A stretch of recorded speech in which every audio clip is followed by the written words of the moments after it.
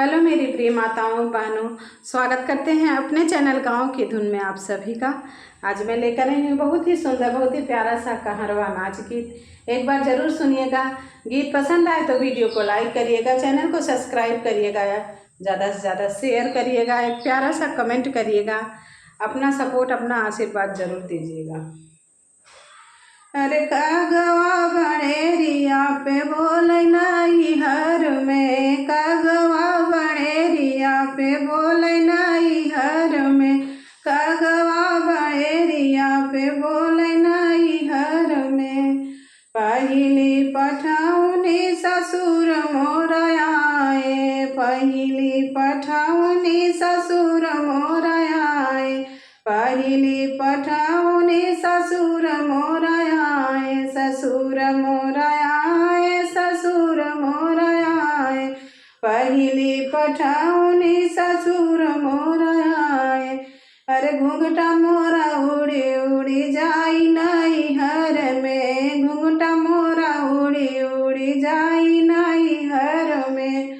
अरे कागवा बड़ेरिया पे बोले नहीं हर में, कागवा बड़ेरिया पे बोले नहीं हर में।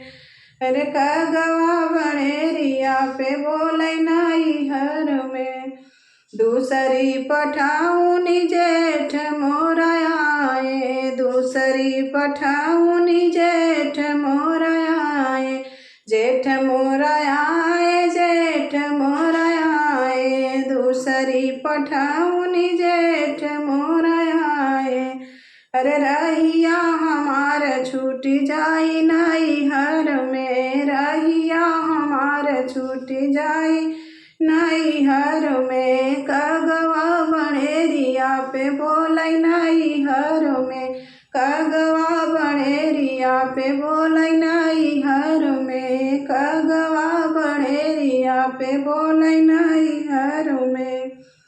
तीसरी पठाउनी देवर मोर आए, तीसरी पठाउनी देवर मोर आए, देवर मोर आए, देवर मोर आए, तीसरी पठाउनी देवर मोर आए। अरे नैना हमर लड़ी लड़ी जाई नहीं हर में, नैना हमर लड़ी लड़ी जाई नहीं हर में। कागवा बड़ेरिया पे बोले नहीं हर में, कागवा बड़ेरिया पे बोले नहीं हर में, कागवा बड़ेरिया पे बोले नहीं हर में।